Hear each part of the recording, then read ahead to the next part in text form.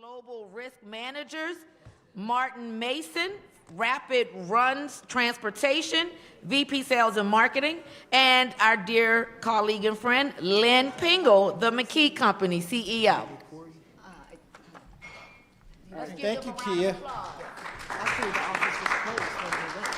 Brad and I were together yesterday. So this panel is a great panel. These guys are the epitome of what it takes to be an advocate in policy. Right? So Brad here to my left has been working on OSIP as a way to increase minority ownership, minority participation in contracting for about 30 years, Brad? So he is resolute in his efforts or desire to make a difference. And so I think beyond what you learn about OSIP, learning just his persistence is a huge thing for this audience to take in. Martin here hadn't been 30 years in advocacy, but he and his cousin Malika have organized New Jersey on behalf of minority contractors in a way that is, second to none. I mean, if everyone in this room did what Martin did, we would be a juggernaut. I mean, this is a huge, huge difference he's making, and his aggressiveness. And then Lynn is a beast. I mean, every time she's written 5 pieces of legislation, anytime I call Lynn with a question, she writes something up. Martin said, "Hey, Keith, where'd you get all this information from?" I said, "Lynn Pringle stays up all night writing this stuff so we can bid." And she's always on the Hill. She sees everybody. So I can't say enough good things. Thank you. I can't say enough good things about how dedicated they are to making your lives better. I mean, this is what they do here is for all of us, right? I mean, the idea that they...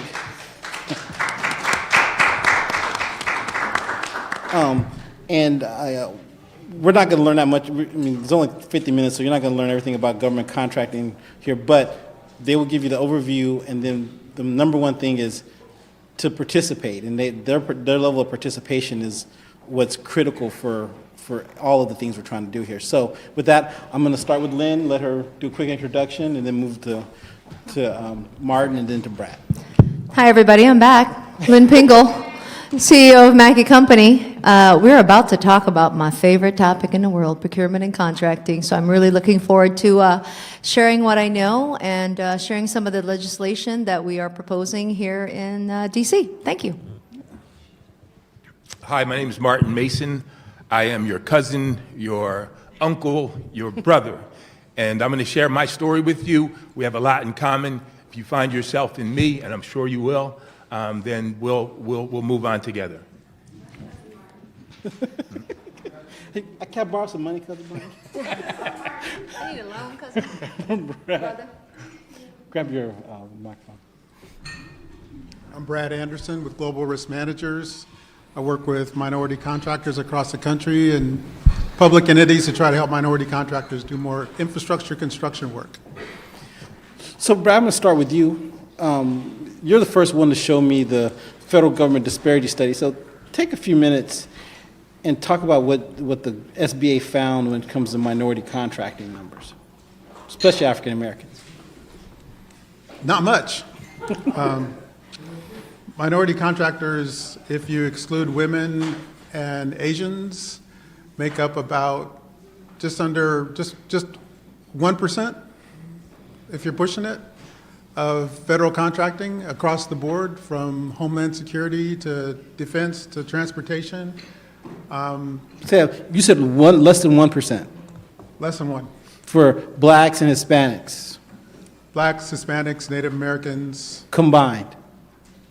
When you combine the number, there's probably 1%, probably maybe 1.5%. When you combine the Hispanic numbers, and there are some substantial numbers that Native Americans are able to secure because they have a preference that no one else has.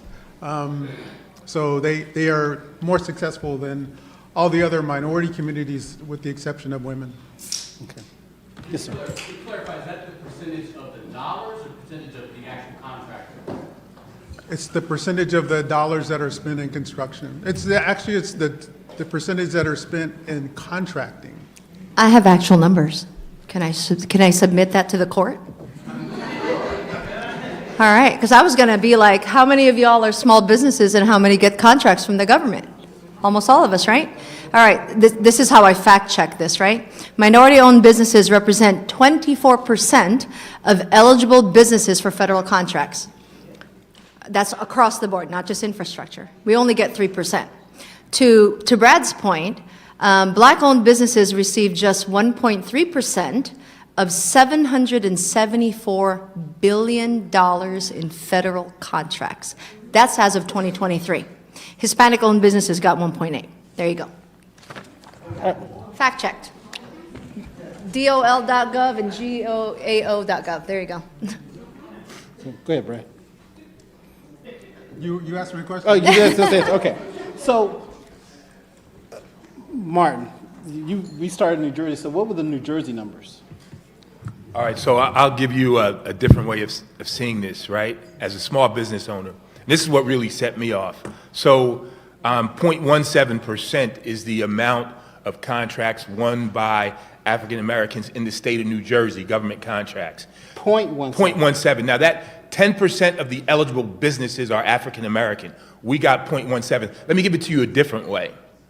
Over a course of 5 years, government contracting is broken down into 3 areas: construction, building it; professional services, managing it; and then goods and services, supplying it. 3 areas, right? I'll give you an example. Over 5 years, construction contracts, there were 3,041 contracts. 2 went to black women. 2. 11 went to black men.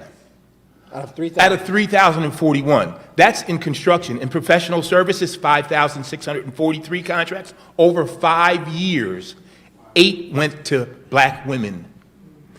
I'm going to use black women to point this out. Goods and services, 11,657 contracts. 6 went to black women. Of 20,341 contracts over 5 years in the state of New Jersey, 2, 10, 16 went to black women. This is systemic. This didn't just start. People, listen, people knew about this, right? People like us knew about this, right?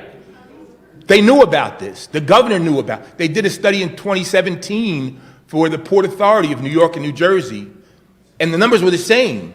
So everybody knew about this, right? Keep in mind, where I live in New Jersey, we are right next to we're in the shadow of New York City, the biggest city in America and the greatest city in the world.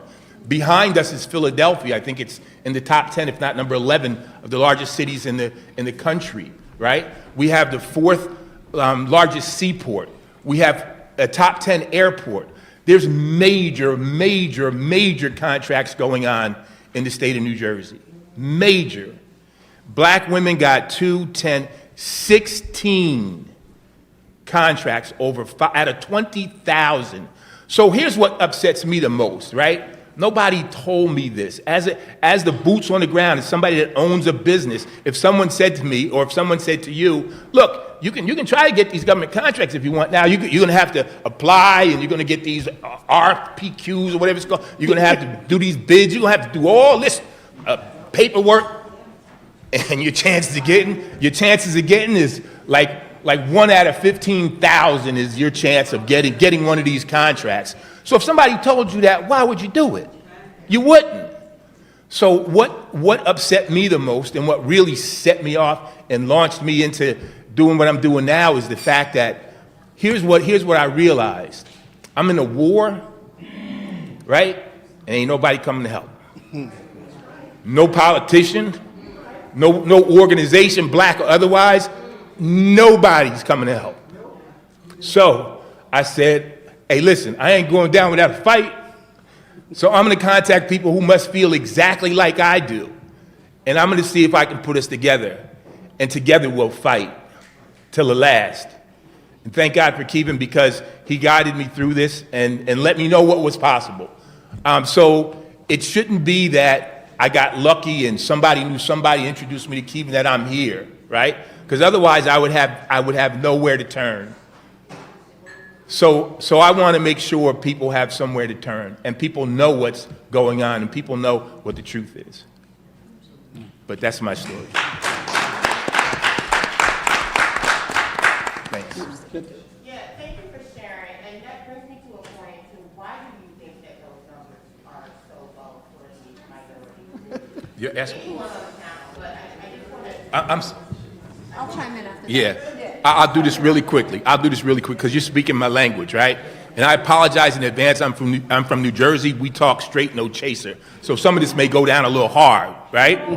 But here's the and everybody knows like this ain't a secret, right? New Jersey's doggone near mob run, right? If you're Italian, you own a construction company, right? And see, and so if you're not Italian, so look, they want to. Look, they don't like us. All right, let me tell you, they don't like us. Now somebody's going to put together a program called mentor and mentee. So you're going to send me to somebody that don't like me and tell that person to mentor? What kind of sense does that make? Let's just talk the truth here. The truth is they don't like me. I'm black. They keep the business to themselves, and they'll do anything to keep me out. That's the truth, right? Anything to keep me out. So all of this nonsense talking and the figures and numbers and all, that's all nonsense. And how about we just flip the script on them and talking about tell the truth. Because the real truth is, and what the language that we should have should be, is that, hey, look, the governor's letting white people steal all the business. That should be what we're saying. Why are we on offense? Right? Or defense. Why minority business enterprise? Well, you're not smart enough, you're not this, you're not that, you're not this. Why are we on defense? We should be on offense, they should be on defense, right? So that's the truth of the matter.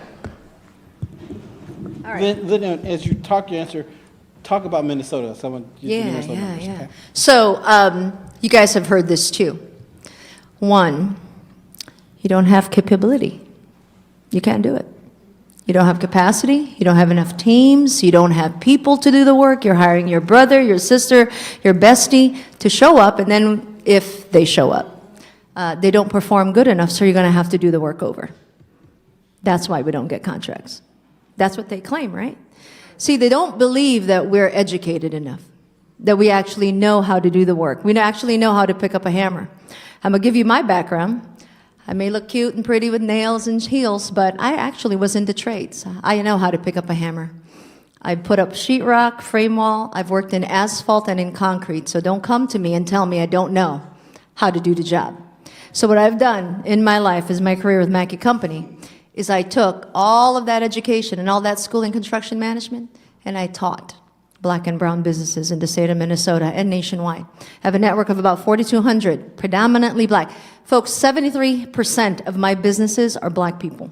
And I'm not talking about African immigrants. I'm talking about black people, black Americans. I'll give you a great job, Lynn, but it's not enough for me. 410 black and brown businesses to 150 million in contracts. Sounds pretty good, right? 150 million to a $759 billion budget. You're telling me Mackey Company's doing awesome? No, that's not acceptable to me. State of Minnesota. Well, not just state of Minnesota, dang it. Sorry. All the states are doing disparity studies. You guys have heard of the disparity studies? Yeah. They've been doing disparity studies for how many years now? 15 to 20? And the same results show what? Black and brown. Black people, black Americans do not get enough contracts, right? And within that black American pool, let's dig. How many are African immigrants? Because those count in the same pool. And there's more African American immigrants, love those brothers and sisters, nothing against them. They're getting more contracts than black Americans. That's insane, right? So Minnesota's a refugee state. We have a huge African immigrant population. Love my brothers and sisters. But they are taking some contracts away from black Americans, brown and brown and Asians too, right?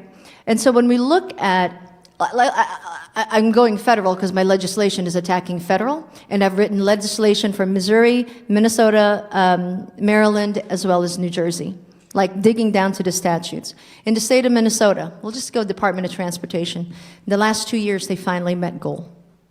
Finally. You know why? Because they got to do the disparity study. They're doing the disparity study they started last year. They What's got the to look goal? good. What was the goal? Yeah. They started out as 8. They did a study. Now it's 12. And they're meeting 12. Would you like to know how many? Yeah, we don't want to know. 96% go to white women. So that's a 12%, 96% of white women? 96% go to white women, right? And guess what? In 2017, it was also 96%. But we're moving the needle because you know why? The DBU program has invested in mentor-mentee programs. We're providing bidding classes and project management classes, and we got architects and engineers who don't pick up hammers, nothing against if y'all are architects and engineers, telling people how to bid a job that, do they really know how to put up a wall? Yeah. But hey, we're succeeding because we're helping black and brown, right? So, Brad, talk to me about OSIP a little bit. Say what OSIP is, like, quick, short answer to OSIP, and then how you think it could help minority contractors. There's so many sighs when we ask these questions. Isn't it this sad? So owner-controlled insurance is basically insurance that an owner, let's say the Maryland Department of Transportation, buys for building their infrastructure, like the bridge that collapsed. So Maryland would buy the insurance for all the contractors working on the bridge, and by doing that, they would provide insurance for small and minority contractors that otherwise would have a challenge getting that insurance. The insurance is typically workers' compensation, general liability, professional liability, environmental liability, and builder's risk coverage. So basically, all the insurance that contractors need to work on that bridge, Maryland DOT would buy it for the project. And by doing that, by leveraging that volume, Maryland DOT could save between 1% and 3% of the construction budget. So on every $1 billion, that's $10 to $30 million. And what we advocate is that 1% to 3% go back into training, education, and workforce development to put more people in Maryland to work. What it does is, again, it levels the playing field for small and minority contractors. It gives them an opportunity to bid without including their own insurance or having to go out and buy their own insurance. It makes the project safer. One thing that we haven't really talked about is the fact that most of the people that get killed on construction projects are black and brown. We get the worst jobs. We're in the confined spaces. We're in the elevated spaces. We're working in tunnels. We're working in ditches. And so having safer projects mean more of our people get to go home every day. We want our contractors working, but we want our contractors working in safe environments. So this program creates a safer environment for the workers. And again, we can fund training, education, and workforce development to put more disadvantaged people to work on these projects. Then outline the main components of your legislation. So there's 4 key components, but we're going to talk about the top 3. The first one is small business solutions. We have to create a mechanism that looks like it's actually going to work from the bipartisan perspective, right? And what that look like is that we, as small businesses, we're not looking for handouts. I sort of wrote about this. We're not looking for handouts. What we're looking for, honestly, is to become independent so we don't have to rely on handouts. That's really what it is. So small business solution. One of the things that I propose under that act is, we all know that the rich is going to get the tax breaks, right? That was discussed earlier today. I'm fine. I can't fight that battle. So what I'm going to suggest is, if you're going to give the big guy tax breaks, give the little guy the same. And give them more incentive if they work with an organization, a small minority, women-owned business, that doesn't make $5 million a year, that doesn't make $1.5 million a year. Give me a scale. So that's the highlight of the small business solutions. I also propose procurement and contracting, right? Removal of bond for projects under $1 million. Reduce bond for projects under $5 million. Why is that important? Like Brad said, the cost of insurance, bonding a project for a small guy, out of this world. Out of this world, right? And there's so many benefits to the OSIP program that Brad is talking about. But that's going to take a mind shift with the Department of Transportation. So let's look at in the interim, what can we do with regards to bonding? Reduce it, right? Now, I'm also going to go back to the DBE requirements, Disadvantaged Business to Enterprise Program, if you guys are familiar, through the USDOT. They raise the cap in income, but the other component that is attached to that is the other component that is attached to that is the mere fact that white women can stay in the program by hiding their revenue and their money in a trust. There has to be an exit. There has to be a sunset for your DBE, and trust must be included. So that's the other proposal. And the third proposal, industry-specific training, because these big guys are saying we don't know how to do bids. We don't know how to do all of that stuff. And they're saying that our bids are too expensive. Well, our bids are expensive because we got to pay for bonding. To bond $1 million project when my portion of the project is 10 grand. Make that make sense, folks. So those are the three components of the legislation that I took and applied to at least 4 different states. And if you're in a different state, let me know, and we'll dive into the statutes of that.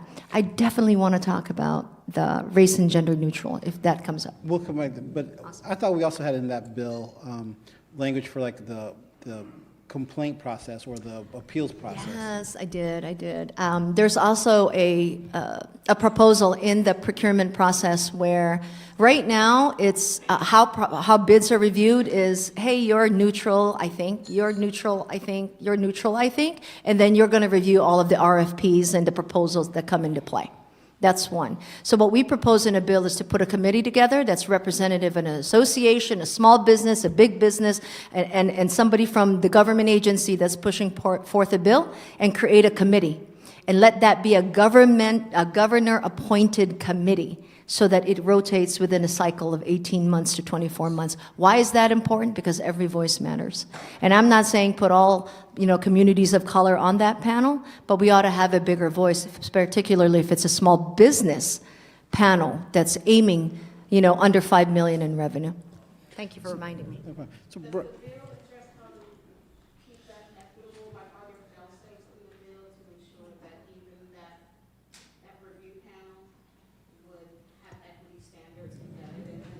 Yes, and even what we have to, so the hard part about putting out a bill is with the implementation, right? The policies are at the implementation. So we as Mackey Company have crafted those mechanisms, those safeguards, to ensure that subjectivity is removed when evaluating the process. That's really what's important. And then to Keevan's point, there's also the part where you can protest a bill. Not many of us know we can protest a project that's been awarded. Right? All we know is that they use our numbers to bid out and shop it around so that they can get the best possible bid ever. And we need to eliminate that, and hoping that having this advisory group appointed by the governor could be a way to avoid all of that. So I'm going to switch this because we're running out of time. So I'm going to switch to the advocacy part. So that's the core of the conversation, the things that are being pushed. But Martin, how do you organize these people? What did you do to organize your state? And tell people the story about the mayor, the governor, the gubernatorial candidate. Okay, sure. So I'm not a political animal. It's not my thing. I delved into it as much as I needed to. I was a news junkie. I was until Trump won, and then I realized all these talking heads that I put faith in, they didn't know what they were talking about either, right? So I went cold turkey and just turned it all off, right? And then this whole thing happened, and Keevan gave me an avenue to get rid of my energy. And I said, as I said, no one's coming to help me. I'm in war, nobody's coming to help me, but there's people just like me, right? Who are out there by themselves, and nothing's going to happen, right? We just got taken advantage of. We went down this road we're going to get nothing for. We spent money, time, effort. It was an embarrassment, right? So I said, let me reach out to them. So I discovered a list of, if you're registered as an MBE or WMBE, your information's public. So I went and I got the list of registered MBEs and WMBEs in state New Jersey. It was 4,000. So I wrote him an email. I said, hey, or Keevan, I was going to write him one email, but Keevan said, no, man, you want to do it in little drips, right? Send a series of 3 or 4. to get their interest. So I sent, the first one I asked if they knew about the study, that's all. Did you know about this study? Here's what it said, did you know? And then the second one was, hey, did you know what's happens on the federal level also? Did you know? And then the third one was like, hey, would you be interested in doing something about it? And then the fourth one was, hey, I'm doing something about it, why don't you join me? So out of those 4,000 people, here's what happened. Only half of them even opened my email. But 2,000 did and read it. And when you send these emails through Constant Contact or whoever, right at the top says unsubscribe. So if you don't want it, you can just click unsubscribe, right? But 2,000 read it. And about 1,600 read my second one. And that same 1,600 read my third email. And the same 1,600 read my fourth email. And about 25 people contacted me and said, hey, I'm down. I'll come to your meeting. So we had my first meeting. We had 25 people like me drive on a Thursday night, I think it was, in the snow to come to this meeting that we called, right? So the 1,600 still open my emails. They're still reading me. So I'm still attached. They're still attached to me in some way. But I mean, it was as simple as that. It was as simple as saying, hey, who am I? Am I really standing here alone? No, I'm not. Well, who else is standing here with me? They are. Well, tell them what you got going on. And it was nothing short of amazing of how many of the energy you get back from the people who are just like you, who are going through the same things. So that happened, and one day I was writing an email and to this group. So I'm replaying everything in my mind that brought me here. Why am I here? Why am I doing this? Why would they do this? I want to put out a nice email, touch all the points. So I send it, I'm in the middle of this, and the phone rings. I pick the phone up, and it's a politician, or someone calling from a politician's office. He's the mayor of Jersey City, and he's the mayor of Jersey City, New Jersey, and he's running for governor. And the guy wants to know from me what this guy could do for me to win my vote. And I said, hey, it's funny that you call. I'm writing to this group I'm a part of, and we are going to ask all those running for governor to come speak to us. So we're going to write him. So I tell you what, rather than talk to me, why don't you wait for this letter to come and make sure he reads the letter and make sure he comes to this meeting. And I'm going to make note of this. And he said, well, that's fine, Mark, for a group. But let me ask you personally, can you name just 2 things that he could do for you? I said, man, you really want to go there? Do you really want to go there? So I ran it down to him. We started this trucking company. We did this, we did that, we did this. Told him about the disparity study.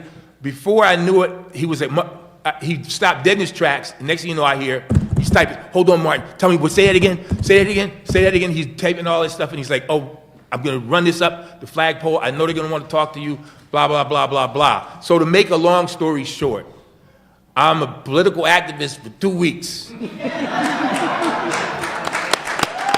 And stuff is happening. So I'm telling you, like I said when I started, I said, if you find yourself in me, know you can do what I do. And that is, whatever your cause is, say, hey, look, reach out to people just like you. This whole thing about technology, and I think we'll speak about that later, but this whole thing about technology is amazing. If I wanted to fill this room right now with young black men who like basketball, I could do something called geofence the basketball courts around here. And I could send messages on their phones for pennies, and say, hey, I'm going to give away a half a season's ticket to the local basketball team if you come to this meeting over here. And this room would be full. Technology, if you give the right message to the right people at the right time, and that's all I did, right message, right people, right time, feeling like 4,000 people, somebody feel like I do. Yeah, 25 of them felt enough like I do to come out to this meeting. Don't know me from Adam. But thank you. So I love Martin's telling the story. Again, if you take nothing away from this panel, the activism is what you want to take away from this. So the specifics of the policies we'll work through all that. But the first thing we have to do is Dr. Steele will tell you, and he's going to speak later about this, like being active is the most important thing. And so Brad has been active for so long. I've seen his face so many times over the last 30 years. And we've gone to meetings. Brad, what can the group do for OSIP? I mean, do we have a bill yet? I know you're talking to people. Do you need their help trying to get someone to introduce the bill? What can people do to help make the OSIP move forward? Well, like Martin said, networking. Communication is the key to moving anything forward. Talking to your local contracting organizations, talking to local politicians. This program works at the city level, the county level, the state level, the federal level. So if there's a project in your community that you think rather than people sitting and watching trucks go by, that people in your community should have an opportunity to work on that project. There's a threshold for owner-controlled insurance programs. It's basically $50 million. But if we put together $5–10 million projects, we get to $50 million. And the states now have tremendous infrastructure money from the last infrastructure bill to build everything from wastewater treatment facilities to new roads, new schools, and roads, schools, any type of infrastructure is eligible for an owner-controlled insurance program. So if you're interested in seeing people from your community have an opportunity to work on projects that are being built in your community, this is a tool that can be used to help facilitate that. And I will editorialize that this is our money, right? This is our tax money that's being spent, and we have to go out and fight for it. So that's really important that every panel you'll see today is about your money, right? And someone's I used to be a lobbyist. I used to be a chief of staff on the Hill. Every day, rich people come and ask for the money. My wife was chief of staff during COVID. It wasn't 2 days after they did the lockdown that the airlines weren't calling their offices asking for their money. So we let them get away by not asking for our part of the money. So you've got all these people in your area in Minnesota. What struggles you have in getting people organized to participate in your efforts? So I'm going to go with biting the hand that feeds you. You guys know what that means, right? Yeah. And who's that hand? The government, right? The government contracts that are awarding us our little 3%, right, of the state budget. They have us in this, and I said this earlier, grateful mentality, that we're going to put food on the table, right? All I got to do is focus on putting food on my table. And that's the attitude that small businesses are taking right now. Man, I got to focus. I got to get food on the table. And what I'm going to compel upon you is to lift your head up and look down the way, because guess what? They're burning the farms where that food came from. And until you stand and make a statement to counter what they're saying, which is, again, in the Ultima lawsuit and in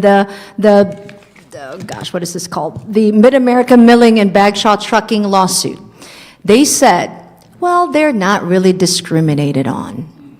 You know why? Because not a single one of us in this room, making the assumption, stood up and said, my name is Lynn Pingle, I'm the CEO of Mackey Company, and the United States Department of Transportation robbed me out of an opportunity, and this is how they did it. But white people was more than welcome to do it, and that's how they won these cases in the Supreme Court and at the federal court. So until we take a stand, Kevin always said, Lynn, this is going to be a long battle, because they've been doing this. They've been plotting and planning. They've had 8 years at least, but it's actually gone longer than that. It's going to be us who's going to be on the firing line. That's going to be us. And until we decide when that is and unite, that's what advocacy is going to have to do. That's the political stuff where it's going to do. I've done the 4,000 emails when Kevin called and said, hey, I need some suggestions on small business solutions. I've reached out to the 4,200 people in my room, right? And within 30 minutes, I got 500 responses because Kevin needed it right away, right? So, yes, continue to answer surveys, continue to do all that. But when you're in a room and they're talking about how race, this is part 2 of my speech, race and gender neutral is the way they're going to go. Do y'all know what that means? Yeah, they're not going to consider race nor gender. You know how harmful that is? Forget race and gender, just as a small business. You know how harmful that is? We're talking antitrust, and I know I'm going to sneak into the panel tomorrow for antitrust and talk about how these lawsuits is not just about race and gender, and we need to go reach across the desk or the table to our white counterparts who are also small business, because guess what? This law already kicked in October of 2024, and it's taking down industries. That's their game plan. So the race and gender conscious is what you guys got to go back and advocate for. Because I can give you studies upon studies where race and gender neutral programs have inadvertently created a white male preference program. Period. Oh, that's been happening all this time. So we're going to switch over to questions, so go ahead. Real quickly, I really appreciate you guys sharing this information, because guess what? A lot of us just didn't know this. And now that you know, we can do something about it. But my question to you is, how are you getting this information out to the people that just don't know anything about it? Like, us in this room, yes, we're educated. We have put ourselves through these different rooms and put us in front of these people. But there's a lot of people that need to help us that are on the lower level. How do you guys bring them up to us? I'm going to answer that. I think that's a great question. And it's one of the driving questions of why I'm so excited to work with FSIC and Keevan and Brady and our relationship overall. Because we have this is year 3, and we have amazing people, right? But how do we connect to the people? Because we can have a bunch of geniuses and experts and leaders and doctors and all these titles, and we're here having these conversations with each other about the people, but the people don't know, and the people aren't connected. And so what does that do for this work? It's not reaching the people that we're advocating for. So I want to be that bridge, and I want to bring in other people that will help be that bridge. And we're going to start this after this. Literally, I know Latanya's like, you said that last year. But we are going to start doing policy workshops all the way down to the basic level of where people who don't understand basic civics, because they don't teach it in school. And so they don't understand the 3 branches of government and how it works at a federal level. They don't understand the state level of how government works. They don't even know who represents their community that they actually live in. Who is like, me being a DC person, like some people don't even know who their council member is. So it is our job, even if it might not be the direct person, this organization, this group of people, that we step down or somebody so we can bring people up, because the power lies in the people. That's right. Not in what's in our brain. We gotta take that out and spread it. So I'm thankful to Keevan and Brady for this opportunity, and I hope that we can all come together. We're going to ask you, our call to action is that you join a task force, because Keevan and Brady, they'll tell you, all the task force that they have, and you can come be a part of it. And when Keevan puts a letter out and asks for your signature and all your community leaders, right? So all the people you go back to that follow up under you are going to sign those letters that Keevan puts out and helps these bills get acknowledged and amended or even written. Correct? Yeah. So let me take Wait, that wait, a little. wait, Go ahead. we got a question. Go ahead. Hello, everyone. My name is Jennifer Martin. I'm the executive director of Shattered Ceilings, nonprofit based in PG County. I met Keevan and Brady. I'm also on the board, executive board of PG County SCLC. So I met Keevan and Brady 3 years ago on the first Minority Policy Summit. And then 2024, I called them up and said, hey, usually I'm in the background for them, or just in these rooms, like she said. So to have a call to action, because I'm a grassroots organization within a marginalized community. And I just simply reached out to them. And every time that I need them for research or to pull up and have a conversation with the young kids that I work with, they show up. So it's also about, like you said, networking and just being that bridge. And they are more than happy to help everybody. That's it. I'll take it a little further, like even lower than that. I'll put myself out there. If you need a one-pager to talk about how this is affecting your community, call me. I have a marketing team that'll design it for you, and I won't charge you anything. I will give you the framework of, and it's easy for me why, I'm not a politician, y'all. I went in yesterday to 13 senators and representatives on both sides of the fence to talk about small business solutions. I did that yesterday. It's really simple for me to strategize and put something together that articulates the message across the board. That's what we need to do to educate those that don't know what's going on, right? Some of us are just not in it because we're so focused on putting food on our table. So within your network, you've got this massive support system, right, called FSIC, that can support you on a national level. But what we need to do is the groundwork. Gather the flock, gather your people, arm them with the right information so that they can, humanize it. Because when we're talking about policy work and everything, it sounds like lawyer work to me. Right? When you talk about statutes and finding council members, how do you even approach a council member? It's what I call the soft skills of politics. And in order for you to do that, you have to be armed with some fact sheets that's happening in your state. I'll show you where to find it. I'll guide you to where to find it and how to articulate it in human terms. And you know what? There's this thing called AI. Doggone it, it could do it all. Okay, look, I'm running out of time. I got one more thing, because I want to throw this back to Brad. He said I could do it, but I want him to talk for himself. At the end of the day, the other thing on the OSIP, on both of these bills, over the next week or so, you will get an email from us so we can send a letter to Congress asking them to introduce both of these bills, the OSIP and the contracting bill. Brad, how many senators have you met with on this in the last year? Who are still here? So you've been doing so long, a lot of them aren't even here anymore. But who's still here that's on your target list? How many?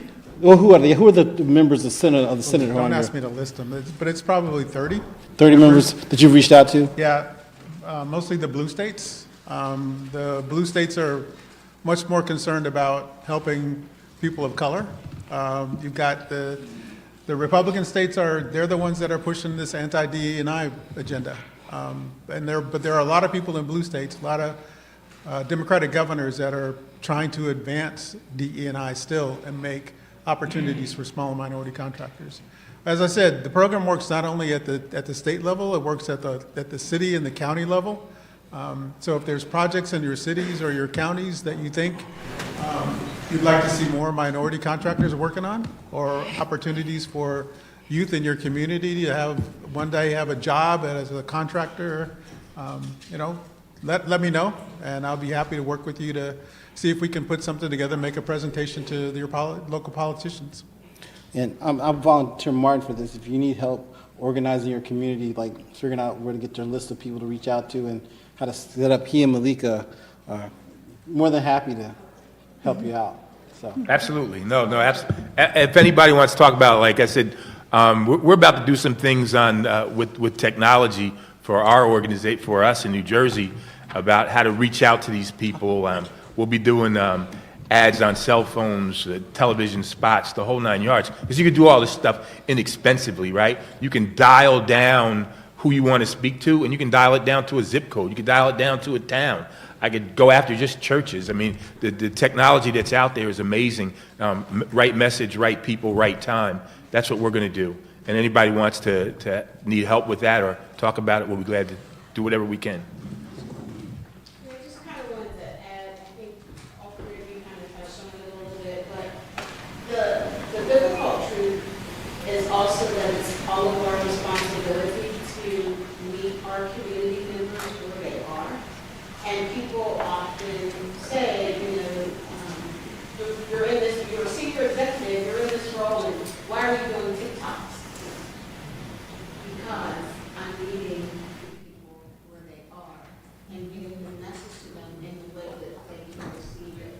So sometimes having a meeting with legislative officials and doing a PowerPoint with community members in the room is not going to get us to the folks that we need to understand that they're in a war and they don't even know that they're under attack. That's right. And so a lot of times it's our responsibility to kind of meet them where they are so that they can understand the message in a way that creates the urgency that we need right now. Thank you, guys.